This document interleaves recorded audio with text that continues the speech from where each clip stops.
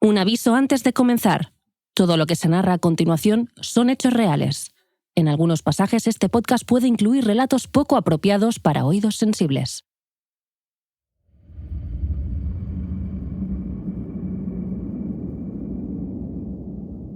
Scighera. Así llaman los habitantes de Milán a la niebla que durante los meses fríos se abate sobre su ciudad. Un término dialectal que procede del latín, chaequería, ceguera. Así de espesa es la bruma que cae sobre la capital lombarda y también sobre su icónico estadio, San Siro. Durante el invierno de 1972, este fenómeno meteorológico llegó a provocar la suspensión de 2 partidos en semanas consecutivas, uno del Milan y el otro del Inter. No faltaron entonces las bases de datos para indicar que, desde el término de la Segunda Guerra Mundial, hasta 14 encuentros se habían interrumpido en el recinto milanés por culpa de la neblina. Tras los estadísticos, acudirían los cronistas con alma de poetas. Hablaron de el invasor blanco. Muy densa debió de ser aquella niebla de 1972, tanto como para nublarle el sentido a quien propusiera una de las ideas más enajenadas de la historia del fútbol. La solución, según se publicó en la Gazzetta dello Sport, pasaba por instalar enormes reactores que soplaran la bruma lejos de San Siro. Por extraño que parezca, semejante invención se había implementado poco antes en el aeropuerto de Orly, bajo el nombre de Turboclair. El ingeniero francés Jean Bertin, autor de otros engendros dudosos como el aerotren, había promovido la ubicación de una docena de motores a reacción que, regados por generosas cantidades de combustible, debían despejar las pistas del principal aeródromo parisino. La crisis del petróleo obligaría a desmontarlo antes de que la propuesta aterrizase en Milán. Me encantaría explicaros cómo se pretendía ahuyentar la Scighera de San Siro sin abrasar a miles de aficionados, o lo que hubiera sido peor, despeinarle el tupé a Gianni Rivera. Pero no puedo. En todo caso, la niebla forma parte de la historia de ese recinto icónico que es San Siro, también conocido como Estadio Giuseppe Meazza. Inaugurado en 1925, ha albergado mundiales de fútbol, finales de Champions y dentro de poco la inauguración de unos Juegos Olímpicos de invierno. Pero es ahora, a las puertas de un posible derribo, cuando otro tipo de bruma se ha adueñado de sus gradas. Los clanes mafiosos se están apoderando de la capital del norte. Su control del vetusto San Siro y su infiltración entre los ultras, tanto del Inter como del Milan, empieza a ser más que evidente. Incluso en los días de niebla o Scighera.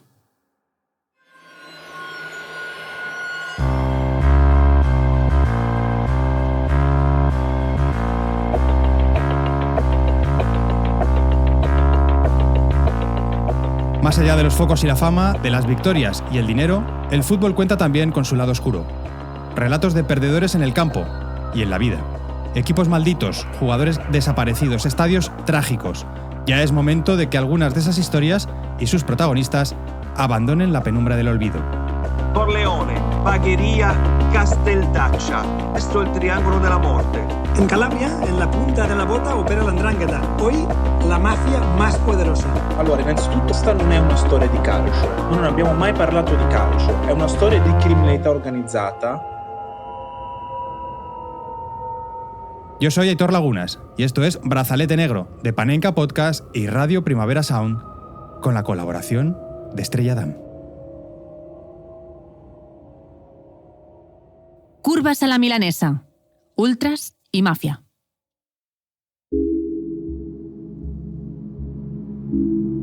Mundiales en Rusia o Qatar. Supercopas de España en Arabia Saudí. Sanísima amistad entre Gianni Infantino y Donald Trump. El fútbol se ha acostumbrado a venderse al mejor postor sin hacer muchas preguntas. En inglés le llaman sport washing a ese intento de ciertos regímenes por lavar su imagen mediante grandes eventos deportivos. Pero, ¿y si no fuera una práctica exclusiva de algunos gobiernos? ¿Y si otro tipo de estructuras paraestatales también se sirvieran del poder simbólico del fútbol para ganar simpatías y hacer negocio? Esta, que ahora comienza, es la tercera escala de Brazalete Airways por las gradas más extremas. Tras Heysel y el episodio doble sobre el hooliganismo británico, nos detuvimos en Rosario, como cruce de narcocriminalidad y barras bravas. Para rubricar esa ruta de los fondos, nos disponemos a viajar hasta Italia. Allí conoceremos la relación de sus ultras con las mafias. Abróchense, pues, los cinturones porque estamos a punto de aterrizar, si la visibilidad no lo impide, en Cernusco sul Naviglio, una localidad de 30.000 habitantes a media hora del Duomo de Milán. Hoy es miércoles 4 de septiembre de 2024. Andrea Ginés nos ubica. 10:33 de la mañana. Las cámaras de seguridad del gimnasio Testudo captan la llegada de un Smart blanco. Conduce Antonio Veloco, capo de la 'ndrangheta. nacido en Rosarno, Calabria, pero con una larga presencia en el norte de Italia. Está allí para encontrarse, como es habitual, con su socio Andrea Beretta, líder de la Curva Nord del Inter. El Testudo es un gimnasio frecuentado por ultras del Inter y también por miembros del movimiento ultraderechista Casa Pound. A las 10:35, Veloco y Beretta entran en el coche. Al cabo de pocos segundos se desencadena lo que parece una reyerta entre los dos, dentro del Smart. A las 10:36, Beretta sale cojeando. Ha sido alcanzado por un disparo de su propia pistola. Vuelve a entrar en el coche y emplea los siguientes 2 minutos en coser a cuchillazos a Veloco en el cuello, pecho y brazos. El periodista de investigación Luca Steinman nos aporta algo de luz en esta siniestra narración. Antonio Bellocco, invece, non era un ultras precedentemente. Antonio Bellocco no había sido ultra anteriormente, pero era miembro de una importante familia de la 'Ndrangheta. Él simpatizaba por la Juventus, pero con Andrea Beretta había empezado a gestionar el negocio de los aficionados del Inter. Las entradas, la recaudación de fondos, en fin, el primer caso real confirmado por la justicia en el que la gestión de una curva pasa de facto a estar controlado directamente por una familia mafiosa. Directamente da una familia mafiosa. Efectivamente, este asesinato en un gimnasio de la periferia milanesa servirá para abrir el caso Doppia Curva, una de las mayores investigaciones judiciales y policiales sobre la infiltración de la criminalidad organizada entre ultras de 2 colosos del fútbol, Inter y AC Milan. Mirko Perlino es el abogado histórico de la curva interista. En su opinión, el asesinato de Veloco ha supuesto la gota que colma el vaso. Ya existía una investigación en curso sobre las 2 curvas, la del Inter y la del Milan, pero no se trataba de un caso con especial alarma social. Sin embargo, en el lapso de 2 años, se produjeron 2 homicidios en la curva del Inter. En 2022 mataron a Vittorio Boiocchi, uno de los líderes de la curva interista. Y 2 años después se produjo el asesinato de Antonio Bellocco, también cercano al Inter. Doppia Curva también constituye un caso inédito por la actitud de los clubes, aunque el abogado de los ultras no acaba de apreciar qué perjuicio han sufrido Inter y Milan. Este juicio fue uno de los primeros en los que los clubes, en este caso Inter y Milan, se unieron como partes civiles contra sus ultras. Obviamente, causó bastante impacto porque nosotros consideramos que no habían sufrido ningún daño. Basta con mirar solo al Inter. En las últimas 2 temporadas, la recaudación y el número de espectadores han aumentado significativamente. Pero la gran pregunta es ¿qué pinta el crimen organizado en los estadios? Aunque para las mafias, la cuestión parece formularse a la contraria. ¿Cómo es que estamos en todas partes, menos en el fútbol? En primer lugar, esta no es una historia de fútbol. Nunca hemos hablado de fútbol. Es una historia de crimen organizado que demuestra claramente lo que ya se sabía, que las familias mafiosas, especialmente las calabresas, se han trasladado al norte de Italia desde hace mucho tiempo, donde se concentra la mayor parte de las inversiones y donde también se ubican los grandes equipos de fútbol. La familia llegó al norte para entrar en la construcción y en otros grandes negocios. Y el fútbol, como un gran negocio del norte, ha acabado infiltrado por el crimen organizado. Las organizaciones mafiosas han intentado entrar en prácticamente todas las grandes curvas de Italia. ¿Por qué? Pues para empezar, porque las curvas generan consenso social. Sportwashing a la italiana, pero ojo, que el caso Doppia Curva no va solo de imagen, también, y mucho, de dinero. Tras las pancartas y los cánticos de San Siro, se escondía una red mafiosa que facturaba millones de euros gracias a chantajes a jugadores, entradas revendidas, control del merchandising oficial y amenazas a directivos. Una telaraña mafiosa que ha sabido infiltrarse en el corazón del tifo para controlar, extorsionar y traficar con el poder social del gioco calcio. Las curvas representan una forma de reconocimiento social dentro de una sociedad paralela. Y hay un punto muy importante a considerar. El fútbol en Italia y sus curvas abren un abanico de contactos en todas las direcciones, 360 grados. Hay muchos políticos que van a las curvas en Italia. A través de las curvas se puede entrar en contacto con los clubes de fútbol. Así que yo diría que hay 3 aspectos importantes. La dimensión económica, que impulsa a las mafias a entrar en las curvas, la dimensión del consenso social, a nivel de popularidad, y la opción de, a través de la curva, establecer contactos con sectores de la sociedad italiana y de los clubes de fútbol. algo que de otro modo el mafioso no tendría. Es más fácil presentarse ante un presidente o un gerente de una empresa como líder de la curva que vestido con un traje de mafioso. Así pues, en este brazalete hablaremos de cómo la mafia ha usado a los ultras y a las gradas para lavar dinero, ejercer violencia o incluso imponer el silencio. Exploraremos cómo la pasión por el fútbol ha sido secuestrada en ocasiones por los tentáculos del crimen organizado en el bel paese, una de las naciones más bellas y al mismo tiempo intrigantes del mundo. Porque detrás de la grande belleza se puede esconder también la grande bruteza.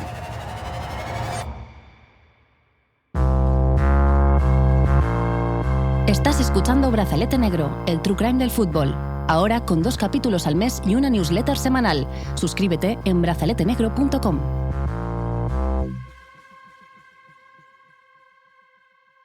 Pizza, mafia, calcio. Un hat-trick de estereotipos aparece con frecuencia al hablar de Italia. Pero más allá de los tópicos es difícil entender la historia contemporánea de ese país sin abordar el crimen organizado y la mafia. O mejor dicho, las mafias, en plural. Porque este fenómeno, más diverso de lo que parece, ha marcado y sigue marcando el funcionamiento del país transalpino. En Italia hay 4 grandes mafias y cada una nace en una región distinta. Todas ellas tienen origen meridional, en el Mezzogiorno, en las 4 regiones del sur de la bota.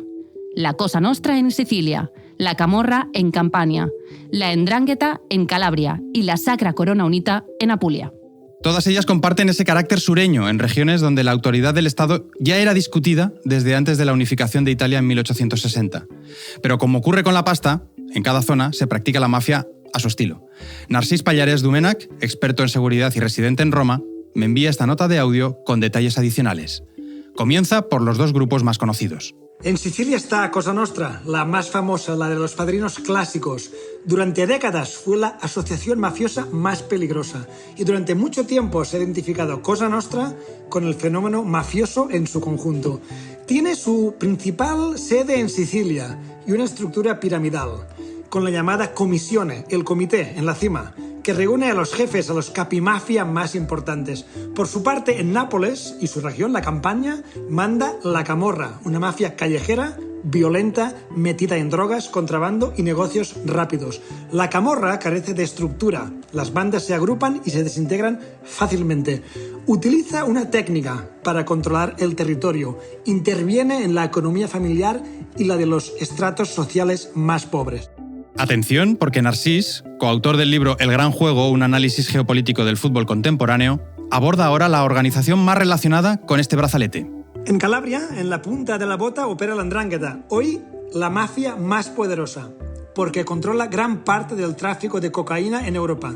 Pero lo hace en silencio, infiltrándose en empresas y economía limpia y negocios legales, para blanquear su gran liquidez. Impone el control del territorio gracias a la elevada proporción de miembros por ciudadano. Su estructura es principalmente horizontal. Existen relaciones entre los diferentes grupos de la 'Ndrangheta, pero no hay una cumbre regional ni provincial. Y para acabar, la más reciente. Y finalmente tenemos la Sacra Corona Unita. Tiene su sede en la región de la Puglia, en el Taco de la Bota. Su presencia data de principios de los años 80, es la mafia más joven. Es más pequeña que las demás en cuanto a territorio y facturación, pero la Sacra Corona Unita opera con determinación y crueldad. Su actividad es esencialmente la extorsión y el tráfico de tabaco y drogas, y trabaja con sofisticados medios técnicos. Así que cuidado con hablar de mafia en singular, porque es como la pizza con piña, un buen detector de falsos expertos en Italia. Pero empecemos por el principio, y para ir al origen de las mafias hay que volar hasta Sicilia.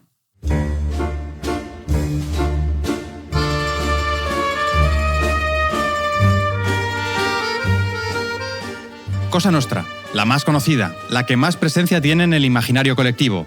La mafia siciliana ha quedado marcada por las novelas de Mario Puzo y sobre todo por la legendaria trilogía cinematográfica de El Padrino, dirigida por Francis Ford Coppola, que transformó a los mafiosos en figuras casi mitológicas. Con sus trajes elegantes, sus códigos de honor y sus rituales familiares, la Cosa Nostra ha sido retratada con un aire de glamour, poder y tragedia, que ha fascinado al público durante décadas, a pesar de la violencia brutal que oculta esa fachada. La figura del don o padrino se convirtió así en un símbolo universal, mezcla de respeto, miedo y carisma. Rucha Shuriak, además de coordinar Panenka, tiene un máster en Sopranos y Padrinos. Hablas de fascinación y dices bien, porque según Roberto Saviano, gran conocedor de la mafia napolitana o camorra, las organizaciones criminales empezaron a utilizar el término padrino solo a raíz de esa trilogía de Coppola. Según Saviano, ni en Sicilia ni en la Campania nadie había utilizado jamás ese término, que es una traducción del inglés Godfather. La palabra para designar a un capofamilia es compare. Fue tanta la influencia del film en el ideario de los jóvenes italo-estadounidenses que estos empezaron a imitar a los personajes de la película, incorporando las gafas oscuras, los trajes a rayas y hasta los gestos y expresiones que aparecían en la cinta. Ahora estoy tentado de deciros que tengo una oferta que no podréis rechazar. Viajar a Sicilia para conocer a la mafia más feroz y violenta, la que ha marcado a fuego y sangre la historia de Italia.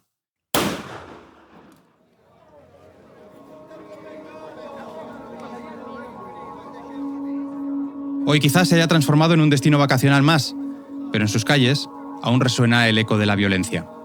Sin ir más lejos, el actual presidente de la República Italiana, Sergio Mattarella, es hermano de Piersanti Mattarella, presidente de la región siciliana, que cayó asesinado el Día de Reyes de 1980 en Palermo.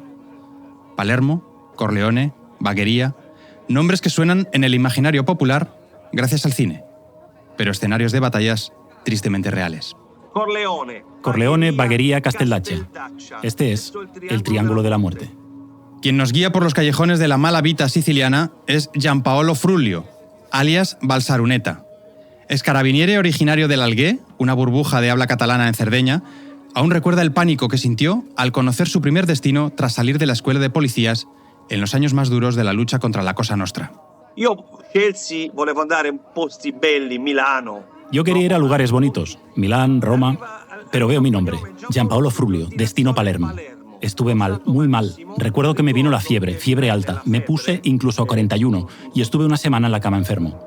Todo por el miedo al traslado a Sicilia, justo en ese contexto mafioso. El miedo. La paura como motor que nutre el crimen organizado en Italia. El miedo a morir. El miedo a hablar más de la cuenta. El miedo a ver lo que no toca. Y en el caso de un policía joven, el miedo a caer en una guerra no declarada, pero que el Estado, en ese 1985, libraba cada día. El nombre en código de Giampaolo era Tramontana, pero solo lo conocían sus compañeros. En cambio, los mafiosos le apodaban de una manera más futbolera. Usábamos nombres falsos de cobertura. Los agentes evitábamos mostrar nuestras caras. Llevábamos pasamontañas y mi nombre de batalla era Tramontana, porque era un viento fuerte, un viento dominante en mi tierra. Pero en esa época los esbirros del crimen organizado me habían identificado por mi parecido con Maradona. Así que cuando salía en moto gritaban «¡Ahí está Maradona! ¡Ahí está Maradona!». Así se avisaban entre ellos. Los 80 fueron años muy duros en Italia. Los atentados en el sur se sucedían mientras, paradójicamente, la Serie A brillaba como la mejor liga del mundo. Sócrates, Lothar Matthäus, Jürgen Klinsmann, Michel Platini, Marco van Basten, Karl-Heinz Rummenigge, Michael Laudrup, Zico, Ruud Gullit, todos ellos pasaron por aquella Liga de las Estrellas. Y, por supuesto, también el otro Maradona, Diego Armando. Pero la lucha contra la mafia ni siquiera se detendría durante el icónico Mundial de Italia 90.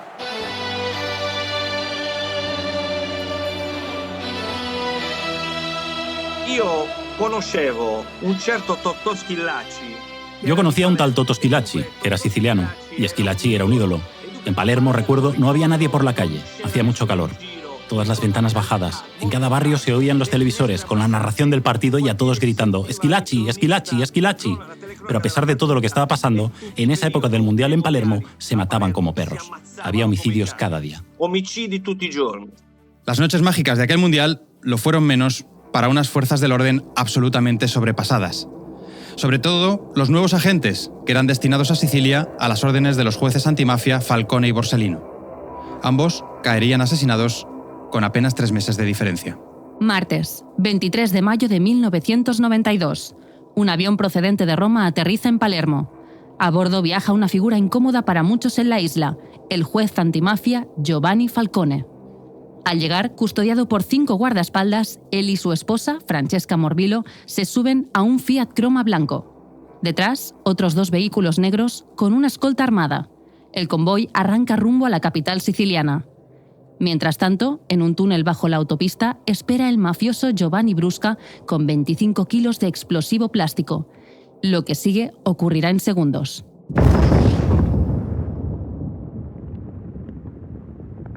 A las 5:58, una explosión sacude la Tierra y convierte una tarde cualquiera en una escena de guerra. Un cráter humeante se abre en mitad de la autopista. El juez Falcone y su esposa mueren en el acto. También caen 3 hombres de la escolta. La onda expansiva de ese atentado marca un antes y un después en la historia de Italia. Balsaruneta no lo olvida. Lo recuerdo porque era muy amigo del jefe de escoltas, Antonio Montinaro. Nos divertimos mucho en el periodo que nos tratamos. De verdad, no tengo palabras para describir aquel momento. Non c'ho parole per descrivere quel momento.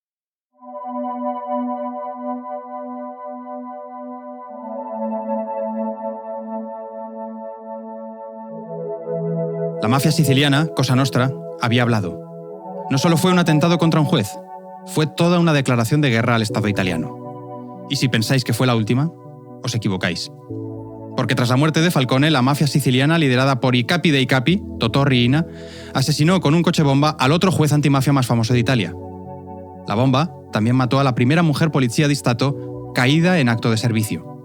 Y era, además, paisana de Giampaolo. A Emanuela Loi la conocí porque era sarda. Coincidimos en Palermo. Era una simple agente de patrulla. Nos hicimos amigos. Me dijo, quiero hacer lo que tú haces, ser escolta. Le dije, no lo hagas. Se puso de escolta justo antes de que la mataran. Habíamos estado de vacaciones juntos en l'Algué. Después de unas semanas, mira, no sé si decirlo, vi algunas fotos y su cuerpo fue solo reconocido por los anillos que llevaba en la mano. La época de la historia italiana conocida como la guerra contra Cosa Nostra acabaría con el arresto de Totò Riina, el capo dei capi. Las imágenes dieron la vuelta al mundo y los carabinieri, que arrestaron a Riina, se convirtieron en héroes de la historia italiana. Era un 15 de enero de 1993. Con los ataques a Falcone y Borsellino habían declarado la guerra al Estado italiano. Cuando Falcone y Borsellino murieron, los mafiosos lo celebraron. Abrieron champán. Falcone ha muerto. Eso lo explican los pentiti, los arrepentidos. Lo dice todo el mundo. Así que nosotros también lo celebramos cuando capturamos a Totò Riina. Claro que lo celebramos. Cuando abbiamo catturato Totò Riina, abbiamo festeggiato. Los testimonios de Giampaolo son un recuerdo vivo de aquella guerra del Estado contra la Cosa Nostra, pero también de un momento en el que el fútbol aún no parecía interesar a las mafias. En aquella época la mafia no se preocupaba mucho por el mundo del fútbol.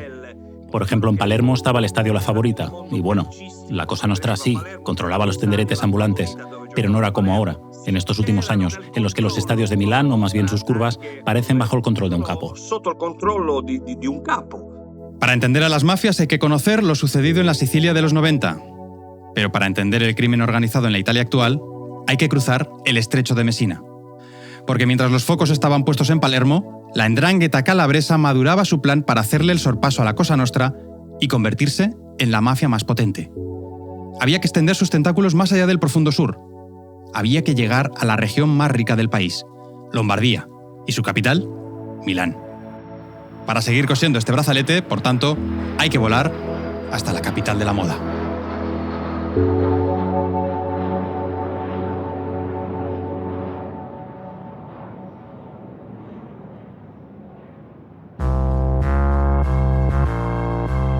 Brazalete Negro, el true crime del fútbol. Síguenos en nuestras redes sociales y suscríbete a nuestra newsletter semanal en brazaletenegro.com.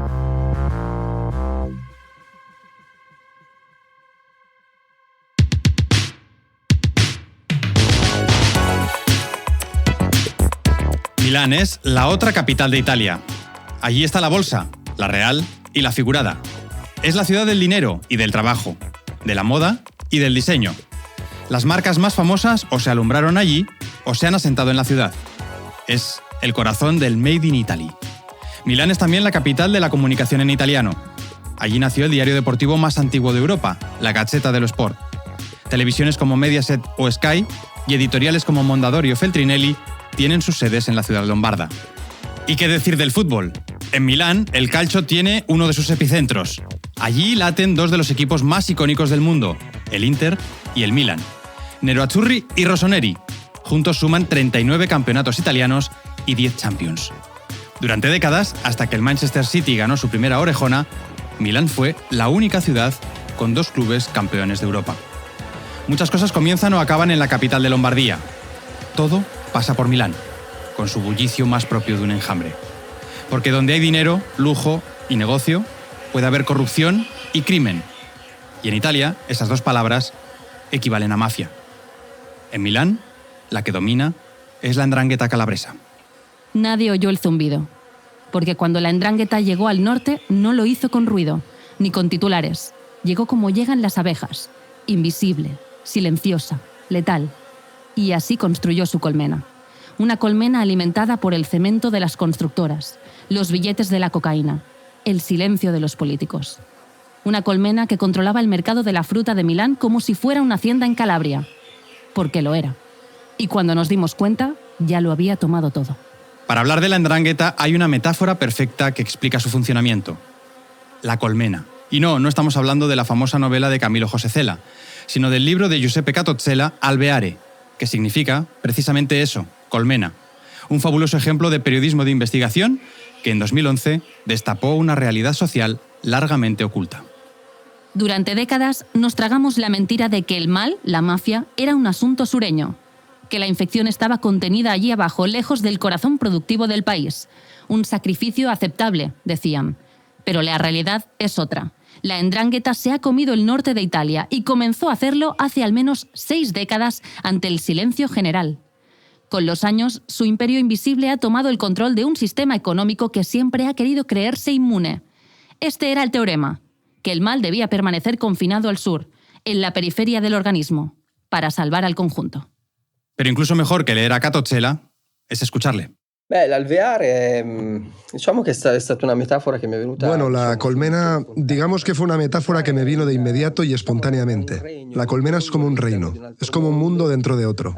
Todo está perfectamente estructurado, con múltiples niveles y jerarquías.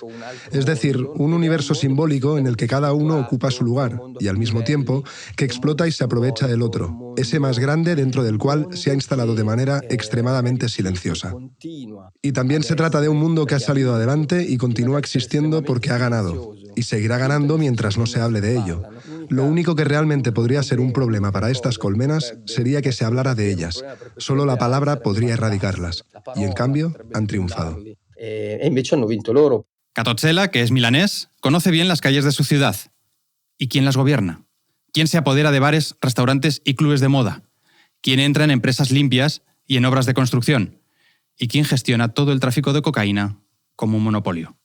A diferencia de las bombas y las guerras de Cosa Nostra, la 'ndrangheta pide discreción. Giuseppe nos cuenta por qué Milano. Allora, sí, vogliono sicuramente rimanere... En mi opinión, la 'ndrangheta es la organización idónea para Milán y para Lombardía. Seguramente una sociedad mucho menos alborotadora que las demás. Milán se parece mucho más al norte, también por razones históricas. La dominación francesa, la austríaca. Se parece mucho más a la mentalidad del mundo casi protestante del norte, que en contraste con el sur de Italia, católico, se entrega a la dialéctica, casi al griterío. Milán es un lugar más bien silencioso, donde se hacen negocios y se trabaja mucho, donde puedes ganar mucho dinero, pero sin tanto jaleo. Por eso la 'ndrangheta es perfecta, porque llama menos la atención que la camorra y es mucho menos explícita que la Cosa Nostra. De hecho, es perfecta no solo para el norte de Italia, sino el de Europa, los Estados Unidos, Australia, mundos en los que cuanto menos te hagas notar, mejor. Esto da un lado. Dall'altro... Y por otro lado, pues ese otro lado es el fútbol, porque la 'ndrangheta también ha llegado al estadio y se ha infiltrado en la curva. Y no en una, sino en 2, la norte y la sur de San Siro. ¿Os acordáis de Veloco, la víctima del asesinato que hemos contado en la intro? Él es el detonante del caso de Oppia Curva, el gran caso que pone al descubierto cómo la ndrangheta también se infiltra en el fútbol. Mirko Perlino, abogado de los ultras nero-azzurri, explica la actividad económica capitalizada por las mafias. El negocio procedía en primer lugar de la reventa de entradas. Sobre todo en partidos importantes, las entradas eran compradas a precio de coste y revendidas a un precio mucho mayor porque había demanda, especialmente para las finales de Champions. Luego está el merchandising, camisetas, gorras, bufandas de la grada. Parece poca cosa, pero suponen cientos de miles de euros al año. Y por último, algunos también han sido acusados de gestionar los aparcamientos y puestos ambulantes que hay alrededor de San Siro. En ese control sobre las entradas se adivina la actividad original. Es lógico pensar que lo primero que hicieran las curvas fuera forzar a los clubes para garantizarse el acceso a los mejores partidos. Incluso, aunque para ello hubiera que presionar a los propios jugadores. El caso más paradigmático se vivió en la final de la Champions 2023 en Estambul. La norma no escrita es que el club cede a su curva un 10% de sus entradas. En aquella ocasión, al Inter le correspondieron 18.000. Es decir, la curva esperaba 1.800 billetes. Y sin embargo, solo le llegaron unos 600. Todo cambiaría con algunas llamadas. Hubo varias llamadas telefónicas al entrenador Simone Inzaghi y al centrocampista Hakan Çalhanoğlu, pero repito, el objetivo era simplemente desbloquear la situación. Y lo lograron porque en un cierto punto pasamos de 600 entradas a lograr 1.500. Según Catozzella, antiguo asiduo a la curva del AC Milan, estamos viviendo un cambio de época. De hecho, no descarta que la infiltración de las mafias no se limite a los fondos de los estadios. Recientemente el Foggia ha sido el primer equipo protegido por la ley antimafia de los intentos del crimen organizado por hacerse con la gestión del propio club. Sí, te digo una cosa fuerte, magari ya lo es, ¿no? Mira, te voy a decir algo. Quizás la mafia ya esté controlando algún club. Las mafias hacen negocios de todo tipo. Tienen bufetes de abogados, estudios de finanzas, de ingeniería, de todo. Si tienes mucha liquidez, mucho capital, puedes abrir un fondo y crear una compañía que lo administre. Pero ¿quién compra estos grandes clubes? Los grandes fondos estadounidenses, franceses, los chinos. ¿Y quién sabe qué hay realmente detrás de ellos? Nadie. Son cajas sorpresa, precisamente con oficinas en países remotos. Vete a controlar qué hay dentro de un fondo. Es difícil, así que quién sabe. Seguramente en el futuro será atractivo para esta familia mafiosa tener un club de fútbol. O tal vez ya lo tenga, y no lo sabemos. ¿Pero no habíamos quedado que ellos querían silencio y discreción? Bien, vayamos por pasos. Nos lo cuenta Luca Steinman, periodista milanés y reportero de guerra. Aunque últimamente a las batallas que más atención presta son las libradas en su propia ciudad por las fuerzas del orden, los ultras y las bandas del crimen organizado. Esta investigación retrata claramente dos generaciones diferentes dentro de la 'ndrangheta. Está la de los ancianos, que recuerdan un poco a Totò Riina, el gran mafioso siciliano, en sus costumbres. Es decir, el anciano que no habla, que se desplaza en transporte público, que lleva una vida humilde. Y luego está la nueva generación de 'ndranghetisti, que van al estadio, que se hacen selfies, hacen sus stories, presumen, se exhiben. Antaño la 'ndrangheta se caracterizaba por ser una mafia sobria. Estamos viendo que, en cambio, hoy los jóvenes buscan aparecer en Instagram, en TikTok. En resumen, demostrar públicamente que controlan la curva y exhibirlo, lo cual es muy contraproducente para el crimen organizado. Es increíble. Una buena parte de la información que las fuerzas policiales han recopilado sobre la presencia de la mafia en las curvas procedía de las redes sociales. Claro, han hecho investigaciones, escuchas telefónicas, pero en muchos casos ya no era necesario, porque los propios mafiosos las habían compartido online. Si como presagiaban The Buggles en aquel tema ochentero, el vídeo iba a acabar con las estrellas de la radio, ¿estarán ahora las redes sociales tendiéndoles una trampa al ego de los jóvenes mafiosos?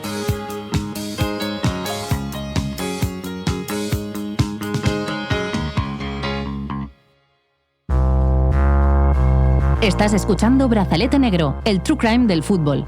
Déjanos tu voto en Spotify. Una buena valoración nos ayudará a llegar a una más gente. Meglio cumanari che futiri. Mejor mandar que follar, proclamaba un viejo refrán mafioso. Para los jefes de los 80 y 90, la verdadera adicción era el poder. Que optasen por una vida miserable de fugitivos o en prisión solo se explica mediante ese dicho siciliano. El poder absoluto es adictivo. O eso parecía. Porque la verdadera droga para los capos del siglo XXI es el ego. Ser reconocido socialmente, hacerse un nombre, tener un estatus y demostrarlo. Usar el deporte más famoso del mundo en un entorno seguro, las curvas de los ultras, para saciar sus ansias de protagonismo. Pero todo ello entraña un riesgo. A mayor visibilidad social, mayor vulnerabilidad. Este es el gran cambio social que la mafia ha operado en Italia. De la cueva a la curva. Del subidón del poder al de la notoriedad. De la vida de pastor siciliano o calabrés a la dolce vita de locales de lujo en Lombardía. Chicas, coches, fútbol, champán, cocaína. La bamba, como se conoce en jerga, a la noche milanesa. Es un cambio acompañado o multiplicado por otro, el que han experimentado las curvas italianas. Lo resume Luca Steinman, que hace 20 años frecuentaba el fondo norte de San Siro cada vez que jugaba el Inter. Ecco, la curva era un luogo. La curva era un lugar casi exclusivamente masculino, donde se bebía, se cantaba, era un lugar para gente que no se arreglaba, te ensuciabas, te vestías mal. Con el tiempo vi cómo cambiaba el tipo de público. Se convirtió en un lugar un poco más elegante, un poco más elevado. Empezaron a llegar los ultras. La gente empezó a traer a sus esposas, sus novias, sus amigas bien vestidas, sus uñas pintadas. Así que empezó a convertirse en un lugar de reunión, más elegante, donde la gente ya no iba a evadirse del estrés de la semana, sino a exhibirse y relacionarse socialmente. Yo lo he visto cambiar. Ha desaparecido el ultra feo con barriga, que no tiene relaciones sociales, que va al estadio precisamente porque no tiene otras relaciones más allá de la curva. Ahora en los fondos ves a mujeres maquilladas, a hombres con gomina y siempre con el móvil a mano para sacarse el mejor selfie o incluso en el caso de muchos líderes ultras para convertirse en aquellos a los que los chavales les piden selfies. Los ultras se han convertido en las superestrellas de la curva. Si el brilli ha llegado hasta los fondos de los estadios, apaga y vámonos. Normal, pues, que en esa evolución hacia la ostentación, ultras y mafias se hayan encontrado a medio camino. Es decir, en las curvas de la capital fashion de Italia, en los fondos de San Siro, antaño templo del fútbol y hoy nuevo territorio del crimen organizado. En esas viejas gradas, convertidas en pasalera global de una colmena que el resto de la semana sigue con su ajetreado bullicio. Como un enjambre invisible en la ciudad de la moda y de la niebla.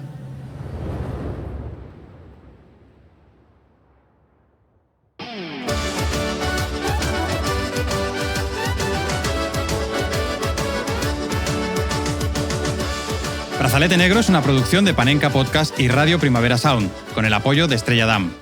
Síguenos en las redes sociales, comenta este episodio en tu plataforma de podcast y, sobre todo, no olvides decir que nos oyes. Agradecemos la participación en este episodio del abogado histórico de la curva interista, Mirko Perlino. También de los periodistas Luca Steinman y Giuseppe Catozzella, autores valientes cuyo trabajo solo puede inspirar admiración. Por último, gracias también a Gianpaolo Barceloneta, personaje fascinante. Cambió la lucha contra las mafias por hacer de guardaespaldas de Silvio Berlusconi en Las noches de Cerdeña. En su isla natal, Barceloneta sigue cantando en catalán algarés, como en este tema que suena de fondo.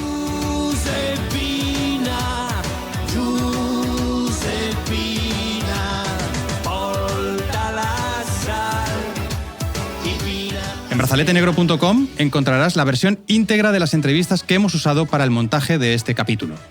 Han colaborado André Ignat y Rob Román en la técnica, Narcís Pallares Domènech en el guión, Matías Rossi en el diseño de sonido, Edu Boada y Joan Cebrián en las redes, así como Andrea Ginés, Víctor Trapero y Marcel Beltrán en las locuciones. Marta Salicru es la productora ejecutiva y yo soy Aitor Lagunas. Gracias por escucharnos. Y recordad, Bill Shankly no tenía razón. El fútbol, a veces, sí es una cuestión de vida o muerte. Hasta el próximo brazalete.